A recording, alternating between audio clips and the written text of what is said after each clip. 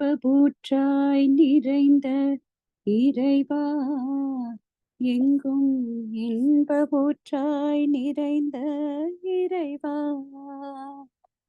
இன்பபூற்ற இறைவா, எங்கும் இன்பபூற்றாய் நிறைந்த இறைவா, அன்பும் கருணையுமாய் அனைத்து உயிர்களோடும், அன்பும் கருணையுமாய் அனைத்து உயிர்களோடும் இன்பபூற்றாய் அறிவாய் இயங்கும் பராபரமே, இன்பபூற்றாய் நிறைந்த இறைவா, எங்கும் இன்பபூற்றாய் நிறைந்த இறைவா, எழிலுலகம் படைத்து எழிலுலகம் படைத்து எல்லா உயிர்களுக்கும் வழி வழியாக வாழ வாய்ப்பை நிரப்பி வைத்து ஒழிவிலா தொடராக ஒழிவிலா தொடராக உள்ளும் புறமும் ஊற்றாய் அழிவில்லா பேரின்ப அறிவளையாய் திகழும், அறிவிலா பேரின்ப அறிவளையாய் திகழும் இன்பபூற்றாய் நிறைந்த இறைவா, எங்கும் இன்பபூற்றாய் நிறைந்த இறைவா, உண்மை நிலை மறந்து உண்மை நிலை மறந்து உணர்வு தன்முனைப்பாகி எண்ணம் தான் தனதென்று இறுகி குறுகி நின்று மண்ணை பொன்னை மென்மேலும் மாறி மாறி நினைந்த மண்ணை பொன்னை மென்மேலும் மாறி மாறி நினைந்து கண்ணும் கருத்தும் தீய கர்மம் புகாமல் என்னுள், கண்ணும் கருத்தும் தீய கர்மம் புகாமல் என்னுள் இன்பபூற்றாய் நிறைந்த இறைவா, எங்கும் இன்பபூற்றாய் நிறைந்த இறைவா, உடலாய் என்னை நினைந்தேன், உடலாய் என்னை நினைந்தேன் உணர்ச்சிகள் வருத்தின, உடலுள் உயிராய் என்னை உணர்ந்தறிவில் நிறைந்தேன், உடலுயிரோடறிவாய் உன்னை உணர்ந்த போது, உடலுயிரோடறிவாய் உன்னை உணர்ந்த போது உடலுயிர் அறிவு நீயாய் உணர்ந்துன்னுள் நான் அடங்க, உடலுயிர் அறிவு நீயாய் உணர்ந்துன்னுள் நான் அடங்க இன்பபூற்றாய் நிறைந்த இறைவா, எங்கும் இன்பபூற்றாய் நிறைந்த இறைவா, வினைப்பதிவாம் சுமையை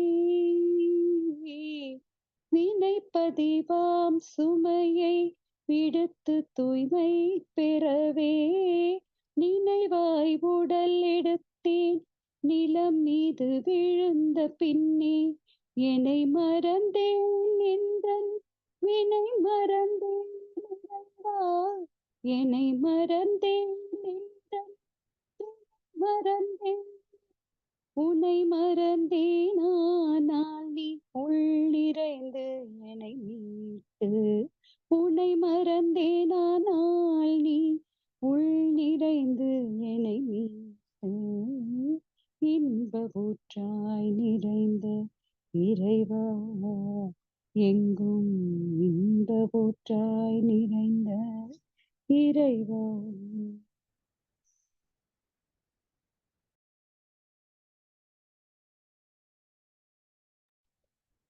மண்ணான இவ்வரிய மாபெரிய உலகமிசை மனமுடைய மிகச் சிறிய மனித வாழுகின்றேன். எண்ணரிய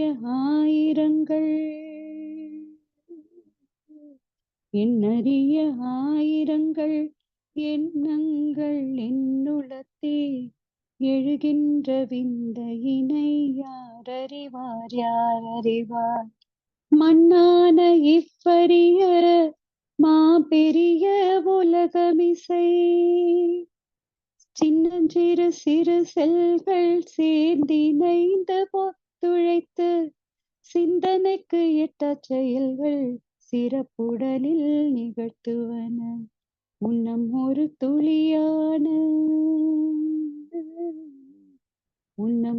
துளியான மூலவிந்து நாதத்தால் முழுமையாய் எனது உடல் முற்றறிவன் திருவருளால் மண்ணான இப்பரிய மாபெரிய உலகமிசை சூட்சுமமாய் குறுகி நின்று தொடங்கியது தன் வளர்ச்சி சொல்லறிய மறைப்பொருளாய் தொடர்ந்து வரும் வினைக்கேற்ப ஆட்சியின்றி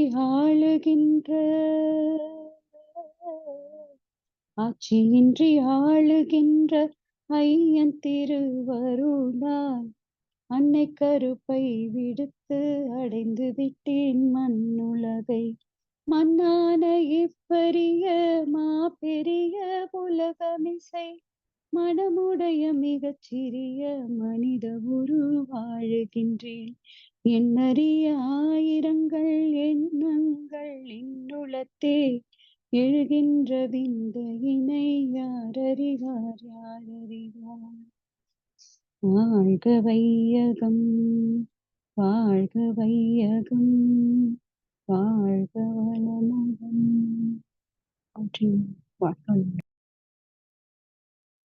வாழ்க வையகம், வாழ்க வையகம், வாழ்க வளமுடன். சிந்தனையை, உடல் நலத்தை சீரமைத்து ஓய்வெற்ற குருவே வாழ்க, குருவே துணை. வேதாத்ரியம் வாழ்க வளமுடன். என்று வரை உலகில் தோன்றிய அனைத்து சித்தர்களும் ஞானிகளும் மகான்களும் மற்றும் வேதாத்திரிய கோட்பாடுகளை அர்ப்பணிப்புணர்வோடு அகிலமெங்கும் உணர்வாக்கி கொண்டிருக்கும் ஞான ஆசிரியர்களின் மதிநுட்பமும் குருவர்களோடு சுகமமாய் நம்மை சூழ்ந்திருந்து நாம் ஓய்வதற்கு துணை நிற்குமாக என்று சங்கல்பித்துக் கொண்டு இன்றைய தவ நிகழ்வை இறைவணக்கம் குரு வணக்கத்தோடு நாம் இனிதே துவங்குவோம். இறைவணக்கம் மற்றும் குரு வணக்கம் பாடிட அருள்நிதி சங்கரி செந்திலம்மா அவர்களை அன்போடு அழைத்தமைவோம். வாழ்க வளமுடன் அம்மா. வாழ்க வளமுடன். இறைவணக்கம். அழுத்தமெனும் முந்தாற்றல் ஒன்றை கொண்டே அணுமுதலாய் அண்ட கோடி அனைத்தும் ஆக்கி பழுத்தும் ஓர் அறிவு முதல் ஐந்தும் மாறும் பழுத்தும் ஓர் அறிவு முதல் ஐந்தும் மாறும் வகை வகையாம் உயிரினங்கள் தோற்றுவித்து முழு திறனுடன் காத்து முடிக்கும் மேலாம் முழு முதற் பொருளே நம் அறிவாய் ஆற்றும் பழுத்த நிலை வரும் வரையில் நீ நான் என்போம். பழுத்த நிலை வரும் வரையில் நீ நான் என்போம். பதமடைந்தோம் ஒன்றானோம் பரமானந்தம்.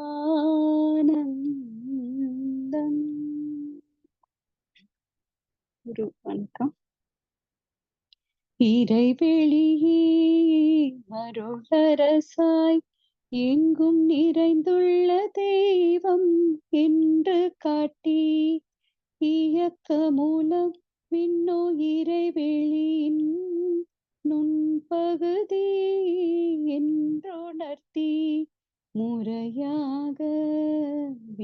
சுழன்று முழு ஆற்றலை அலையாய் இடைவிடாமல் மோதும் காலிருப்பு நிலையோடு புரசி முட்டைகள் போல் கோடி கோடி மறைப்பொருளாம் நிழல் விண்கள் மாற்றலாய் எழுந்து வெளியில் சேர மாய ஒரு காந்தமென மாறியே அக்காந்தம் மின் கூட்டொக்க நிறைவெளியில் விண்களிடை நீரழுத்தம் ஒளி ஒளியாய் மனம் சுவையாய் நிலையோடு அலை கருமையம் நியதிகளை விரித்துரைத்த குருவே வாழ்க.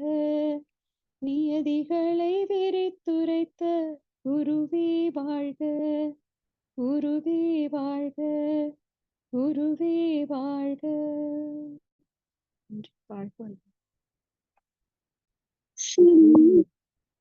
சிந்தையை அடக்கியே சும்மா இருக்கின்ற சீரறிய செய்த குருவே.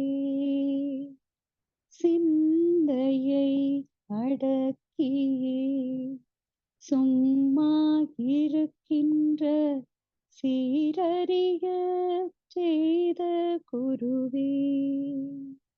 அந்த நிலை தனில் அறிவு அசைவற்றிருக்க பெரும் ஆனந்தம் பொங்குதங்கே. இந்த பெரும் உலகமிசை எடுத்த பல பிறவிகளின் இறுதி பயனாகிய சந்ததமும் இணை மறவாத சாந்த வாழ்வழித்தோ என் சந்தோஷ செய்தி இதுவே. என் சந்தோஷ செய்தி இதுவே குருவே. என் சந்தோஷ செய்தி இதுவே.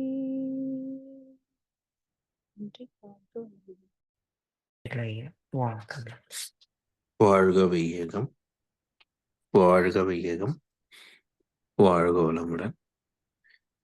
இன்று நமக்காக சிறப்பானது நித்யானந்த தவம் நடத்திய அருள்நெறி சிவசங்கரி அம்மா அவர்களை வாழ்த்துவோம்.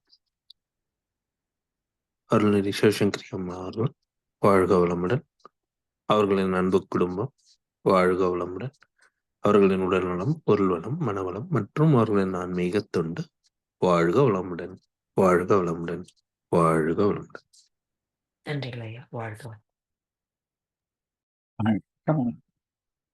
தொடர் நற்சிந்தனை வழங்கிட மூத்த பேராசிரியர் ஞானாசிரியர் அருள்நிதி பழனிசாமி வேலுசாமி ஐயா அவர்களை அழைத்தமைப்போம். வாழ்க வளமுடன் ஐயா. வாழ்க வளமுடன் ஐயா.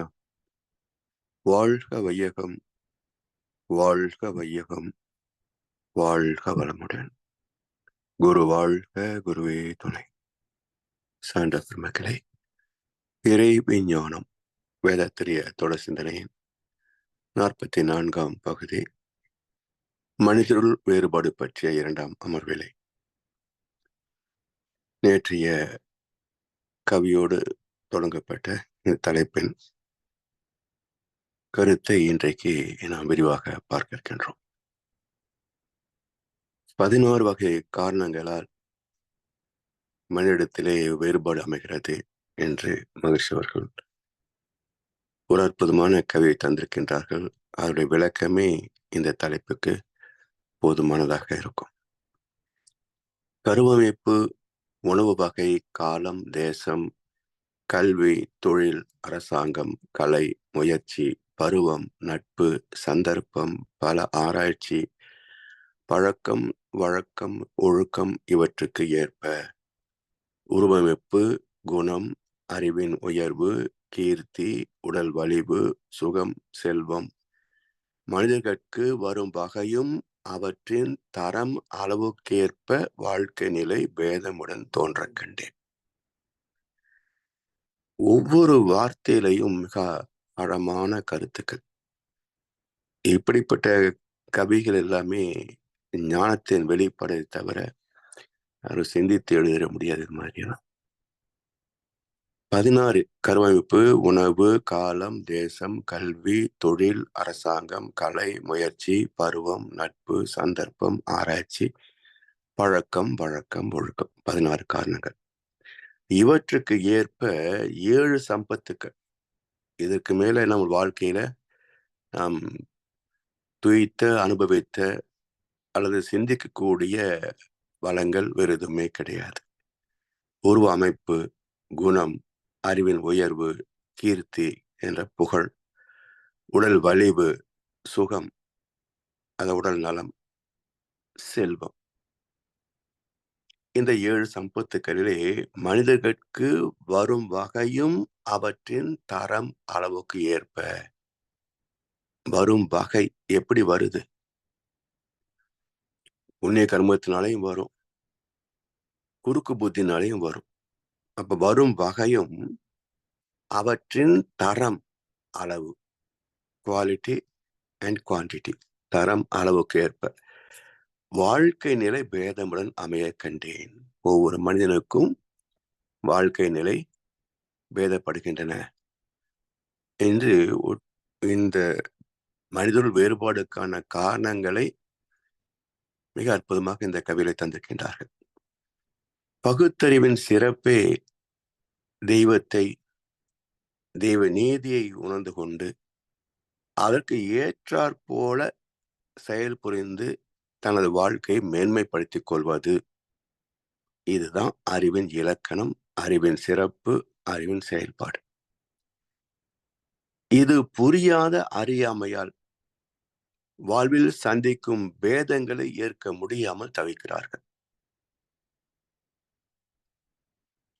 இரட்டை குழந்தைகள் தோற்றத்தில் ஒன்றாக இருந்தாலும் கூட பேதங்கள் உண்டு என்பதை நேற்றைக்கு நாம் பார்த்தோம். இயற்கையின் படைப்பிலே, வரலாற்றிலே எதுவுமே ஒன்று போல் இன்னொன்று இருக்காது. முடிந்த கதை தொடர்வதில்லை, இறைவன் ஏட்டினிலே. தொடர்ந்த கதை முடிவதில்லை, மனிதன் வீட்டிலே என்றார் கண்ணதாசன். தொடர்ந்து கூடிக்கொண்டு இருக்கும் இந்த வாழ்க்கை என்ற பிரச்சனைகள். எனவே பேதங்கள் இயற்கை விதி என்பதை யார் மக்களுக்கு போதிப்பார்கள்?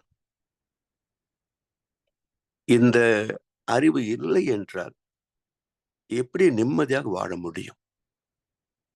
அதாவது எத்தனையோ விஷயங்களை நாம் கற்று வைத்திருக்கிறோம், ஆனால் வாழ்க்கையை கற்றுக்கொள்ளவில்லை. மனிதன் எல்லாம் தெரிந்து கொண்டான், வாழும் வகை புரிந்து கொண்டான். இருந்த போதும் மனிதனுக்கு ஒன்று மட்டும் தெரியவில்லை, மனிதனாக வாழ மட்டும் மனிதனுக்கே தெரியவில்லை என்றார் கவிஞர் மருதகாசி. வாழ்க்கையின் அடிப்படை இதுதானே. நொந்து நூலாகிறதுக்காக பிறந்தோம், வாழ்வது சில நாள், நேற்று வந்து இன்று வாழ்ந்து நாளைக்கு போக போகிறோம். இந்த பூமியின் வயதையும் நம்முடைய வயதையும் கணக்கிட்டால் நெக்லிஜிபிள். எத்தனையோ ஆயிரக்கணக்கான லட்சக்கணக்கான ஆண்டுகள் ஆயிற்றுன்னு சொல்றாங்க. நம்முடைய வாழ்க்கை அதிகபட்சம் 120, அதுவும் சாத்தியமே இல்லை. அப்ப மிக குறைந்த ஒரு 70-80 ஆண்டுகள் தான் ஆவரேஜ் லைஃப் ஸ்பேன். இதுல அறியாமையிலேயே மாணவ பருவத்துல கிட்டத்தட்ட 20 ஆண்டுகள் கழிந்து போகும். அப்ப 70ல் 20 போச்சுன்னா வெறும் 50 ஆண்டுகள் தான் வாழ்க்கை. இந்த 50 ஆண்டுகள் நிம்மதியா சாப்பிட்டு, நிம்மதியா தூங்கி, நிம்மதியா மகிழ்ச்சியா வாழ முடியவில்லை என்றால் என்ன அர்த்தம்? இந்த வாழ்க்கைக்கு என்ன சாதிக்க போகிறோம்? ஒண்ணும் இல்லை. இனி வாழ்க்கை பற்றிய கல்வி அடிப்படை. எப்படி ஒரு பொருளை வாங்குகிறோம், ஹவு டு யூஸ்ன்னு ஒரு மேனுவல் கூடவே கொடுக்குறாங்க. அது மாதிரி நமக்கு ஏதாவது மேனுவல் கொடுத்தாங்களா பிறக்கும் போது? இல்லை. இறைவன் கொடுக்க முடியாத அந்த மேன்யுவலை நமக்கு தருவதற்காகத்தான் இறைவனே ஞானிகளை உருவாக்கினான்.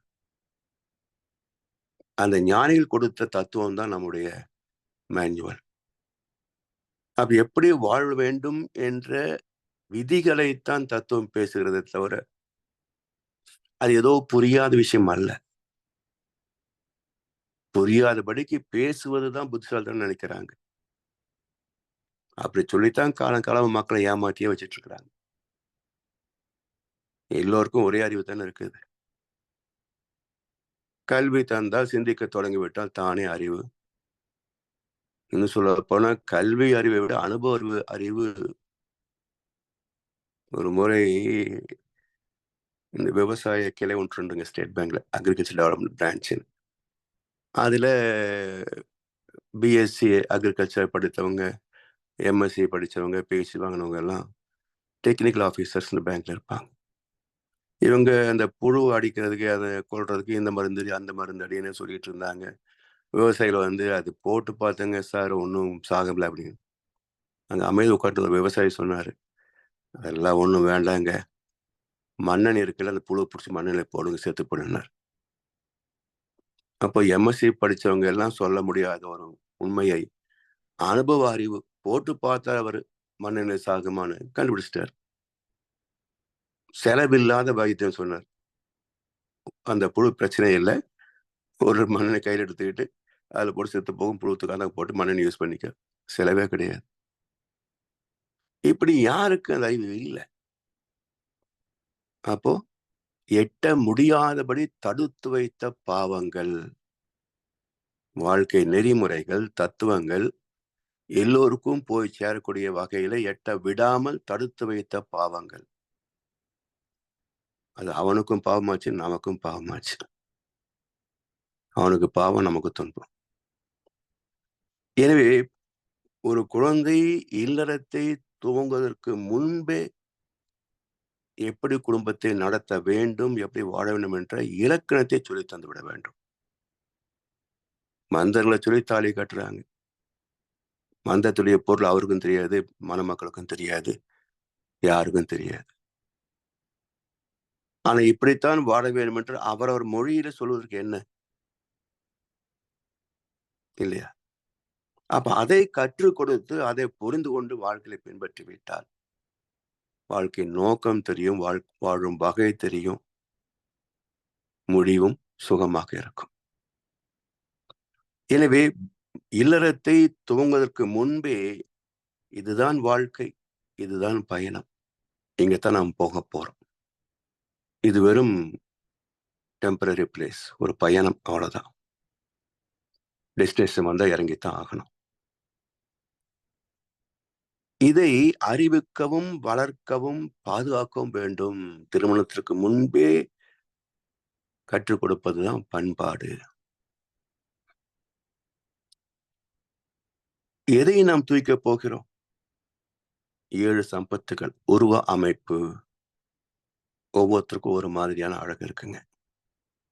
அழகு என்பது ஒரு அபிப்பிராயம் தானே. ஒரு மனிதன் அழகு என்று ஏற்றுக்கொண்டதை இன்னொருவர் ஏற்றுக்கொள்வது இல்லை. அழகு என்று ஏற்றுக்கொண்டு இந்த மனிதனே இன்னொரு கட்டத்துல அதை அழகு என்று ஏற்றுக்கொள்வதில்லை. அப்ப அழகு என்பது ஒரு அபிப்பிராயம். மனிதனுக்கு மனிதன் மாறும், பருவத்துக்கு பருவம் மாறும், காலத்துக்கு காலம் மாறும். அப்ப எது முக்கியம்? உருவத்துல மனிதனாக இருந்தாலே போதுமானது. சோ உருவமைப்புக்கு காரணம் என்ன? இப்போ சமீபத்துல ஒரு சர்ச்சை வந்தது தமிழ்நாட்டுல. யாரோ மகாவிஷ்ணுன்னு ஒருத்தர் ஒரு ஸ்கூல்ல போய் பேச போக, அப்ப உடல் உறுப்புகளிலே கூறு பேதம் வருவதற்கு காரணம் என்ன சொல்றாங்க? அது ஹேண்டிகேப், அது பாவம் அப்படின்னாரு. உடனே அவர் பொங்கி எழுந்துட்டார். அது இப்படி நீ பேசலாம்? நீயே யோசிச்சுப்பாரு, மற்றவெல்லாம் இப்படி இருக்கும்போது நான் ஏன் இப்படி இருக்கேன்னு யோசிச்சுப்பாரு. பாவத்தின் சம்பளம் தானே. பாவத்தின் சம்பளம் மரணம்னு தானே பேசுது. பாவத்தின் சம்பளம் துக்கம்னு தானே எல்லா தத்துவங்களும் பேசுது. இது எதுக்கு எதிர்வாதம்? ஏன்னா அவர் சொன்ன விதம் கொஞ்சம் ஹார்ஸா சொல்லிட்டார், அவ்வளவுதானே தவிர உண்மையும் உண்மையும் மாற்றம் இல்லையே. உண்மைதான் அது. அப்போ ஒரு மனிதனுடைய அழகும் உடல் கூறும் குறைபாடும் இவை எல்லாமே கருமையத்தை சார்ந்திருக்கும். 16 காரணங்களை சார்ந்திருக்கும். அடுத்தது என்ன? குணம்.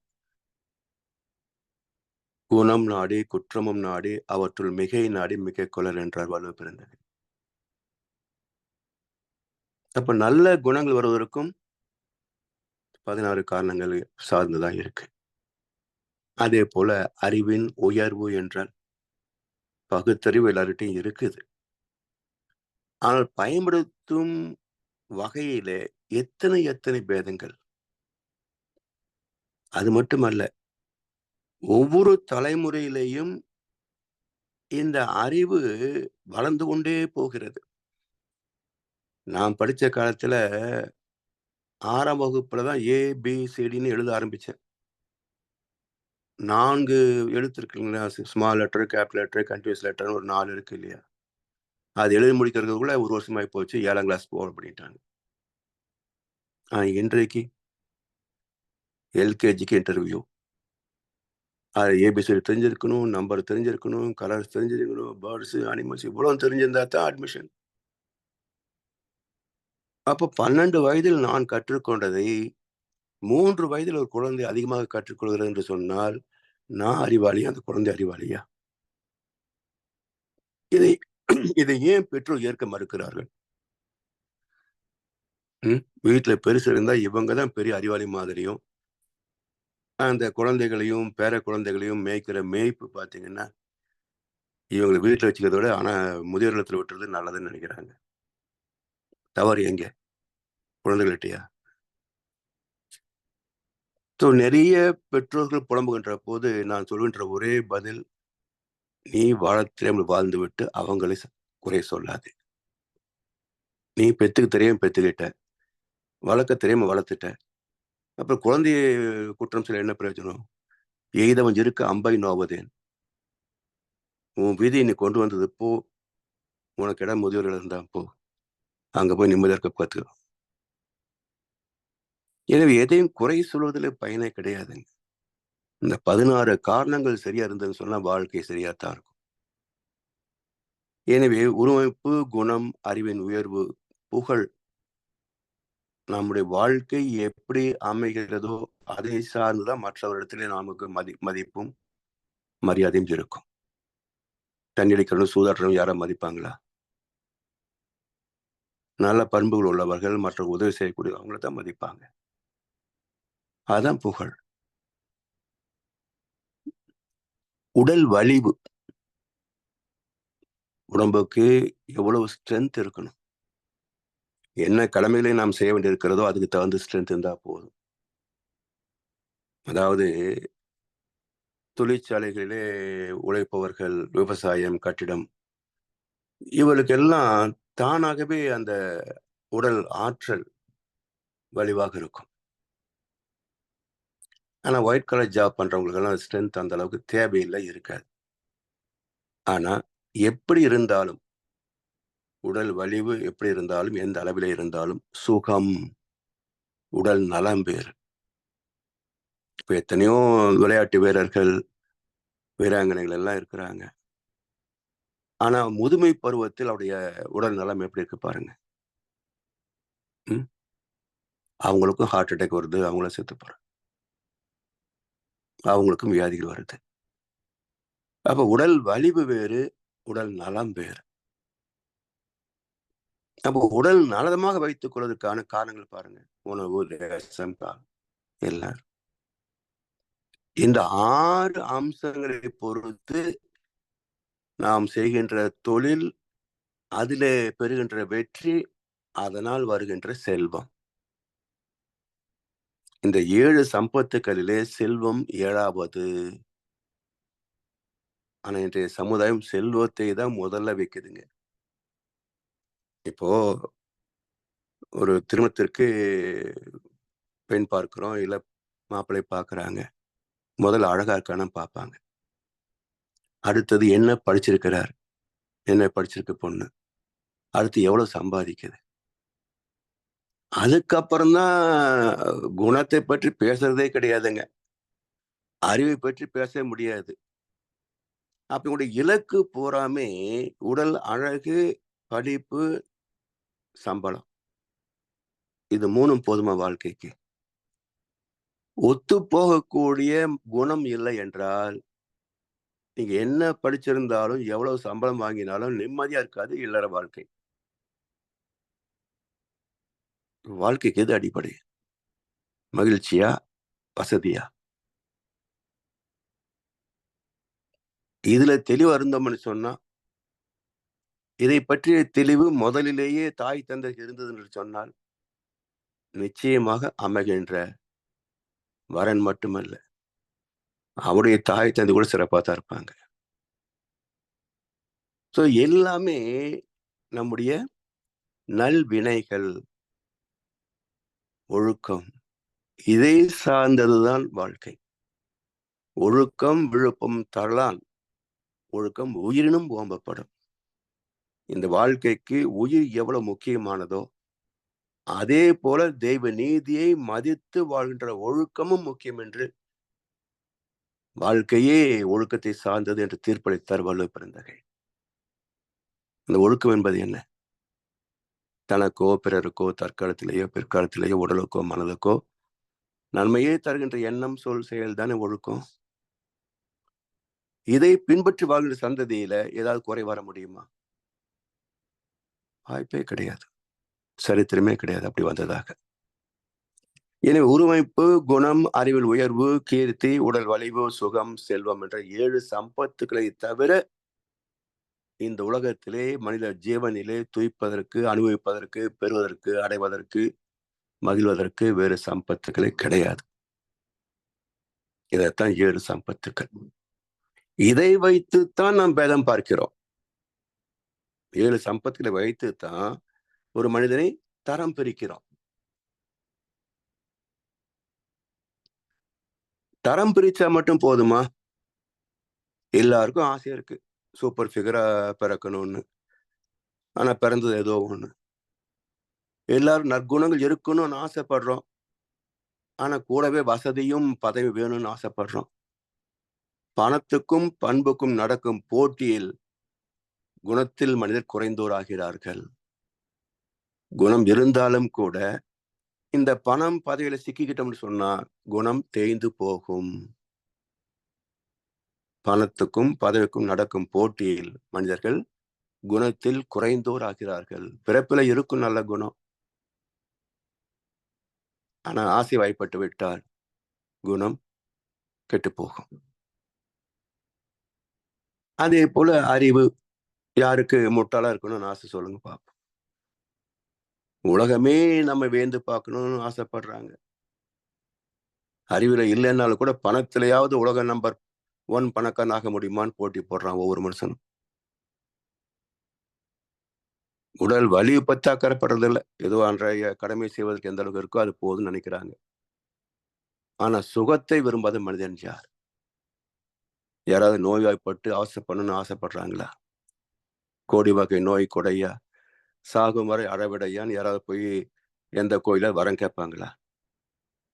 இருக்கிற தலைவலி கூட போகணும் தான் நினைப்பாங்களே தவிர யாரும் வியாதிகளை விரும்ப மாட்டார்கள். செல்வம் கணக்கே இல்லை, ஸ்கை லிமிட் தான். எவ்வளவு இருந்தால் போதும் என்பதற்கு அளவு முறையே கிடையாதுங்க. அழகேசன் நிகராக அம்பொன் மிக வைத்த போதும் நவ வித்தைக்கு அலைந்தெழுவார்னு சொல்லுவாங்க. அது போல செல்வத்திலே மனம் பக்குவம் அடையவில்லை என்றால் நிறைவு என்பதை எட்டவே முடியாதுங்க. அதான் போதும் என்ற மனமே பொன் செய் மருந்து என்பாங்க. எனவே இந்த 7 சம்பத்துக்களை தான் மா சம்பத்துக்கள் என்பார்கள் ஆன்றோர்.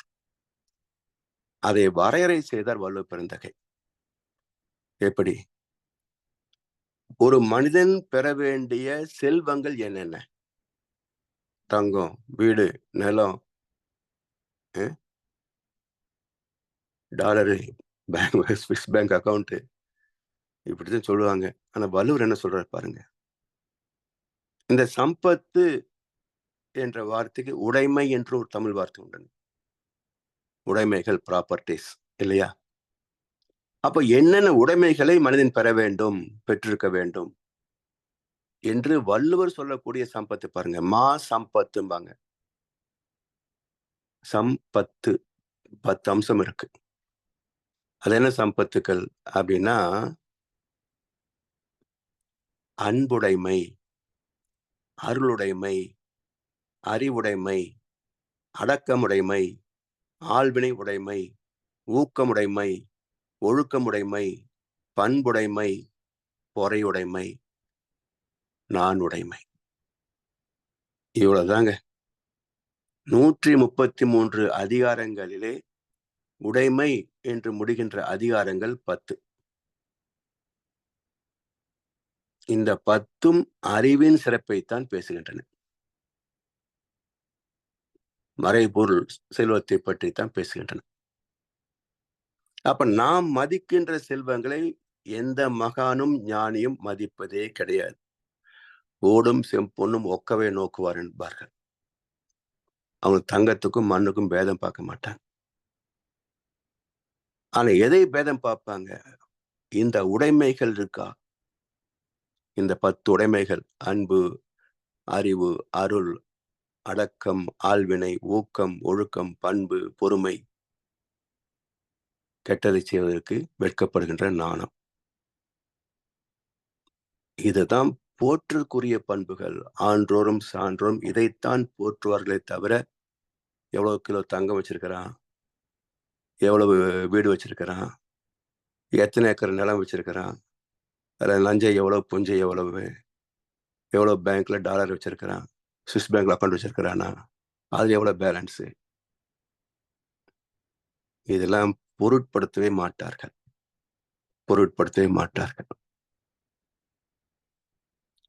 அதனால் எந்தெந்த விதங்களில் நாம் பேதம் காண்கின்றோமோ அவை எல்லாமே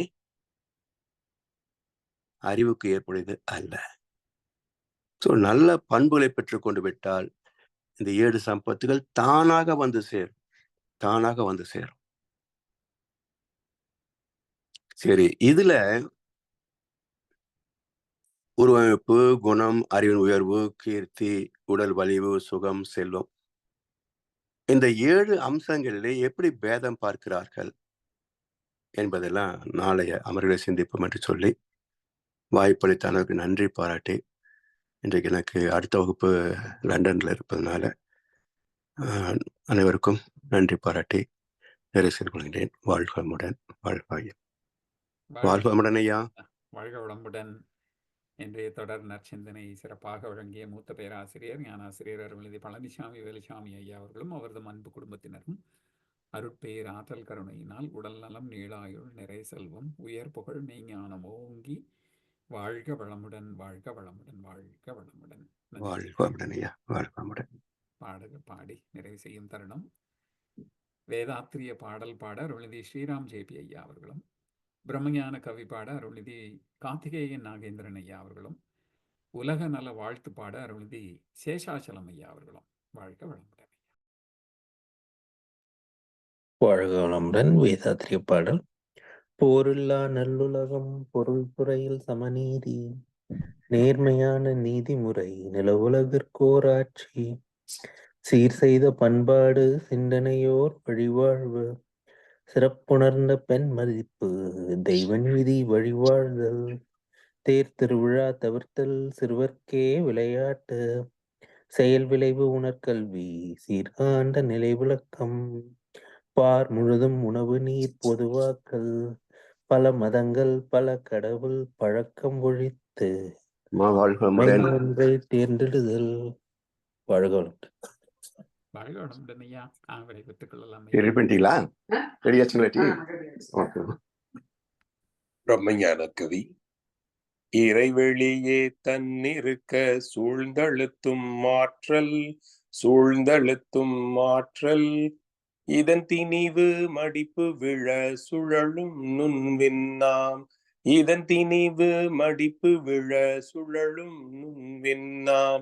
நிறைவெளியில் விண் சுழல நெருக்குகின்ற உரசல் நிலைவெளியில் எழுப்புகின்ற நேரலைகள் காந்தமாம்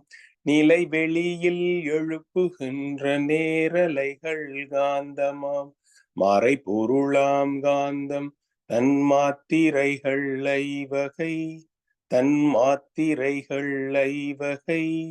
மலைக்காதீர்வின் கூட்டம் மாபூதம்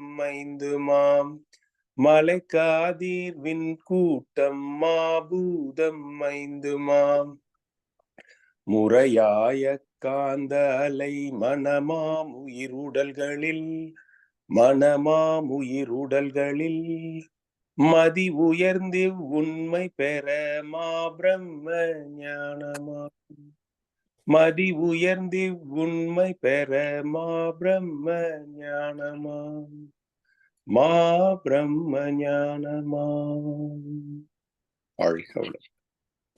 வாழ்க வையகம், வாழ்க வையகம், வாழ்க வளமுடன். குரு வாழ்க, குருவே துணை. உலக நல வாழ்த்து. உலகமெல்லாம் பருவமழை ஒத்தபடி பெய்யட்டும். உழவரெல்லாம் தானியத்தை உவப்புடனே பெருக்கட்டும். பல தொழில்கள் புரிகின்ற பாட்டாளி உயரட்டும். பகுத்துணர்வில் தொகுத்துணர்வு பண்பாட்டை உயர்த்தட்டும். கலகங்கள் போட்டி பகை கடந்தாட்சி நடக்கட்டும். கல்லாமை கடன் வறுமை கலங்கங்கள் மறையற்றும்.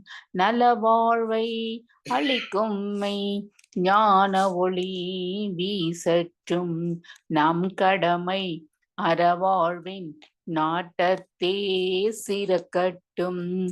நம் கடமை அறவாழ்வின் நாட்டத்தே சிறக்கட்டும். வாழ்க வையகம், வாழ்க வையகம், வாழ்க வளமுடன். வாய்ப்புக்கு நன்றிகள் ஐயா. வாழ்க வளமுடன். இன்றைய தவத்தில் கலந்து கொண்ட அன்பர்கள், தவத்தை வழிநடத்தியோர், நற்சிந்தனை வழங்கியோர், பாடல்கள் பாடியோர் அனைவரும் வாழ்க வளமுடன். அவர்களின் அன்பு குடும்பம், அவர்களின் உடல் நலம், மனவளம், பொருள் வளம், அருள் தொண்டு, ஆன்மீக தொண்டு வாழ்க வளமுடன், வாழ்க வளமுடன், வாழ்க வளமுடன். இத்துடன் இன்றைய காலை தவம் மகிழ்வோடும் நெகிழ்வோடும் இனிதே நிறைவு பெறுகின்றது. இறையருளும் குருவருளும் நம் அனைவரையும் எப்பொழுதும் சூழ்ந்திருந்து நம்மை இந்த இறைநிலை உணர்வு பயணத்திலே சிறந்த முறையிலே வழிநடத்தட்டும் என அனைவரையும் வாழ்த்தி வணங்கி நன்றி கூறி அமைகிறோம். வாழ்க வையகம், வாழ்க வையகம், வாழ்க வளமுடன்.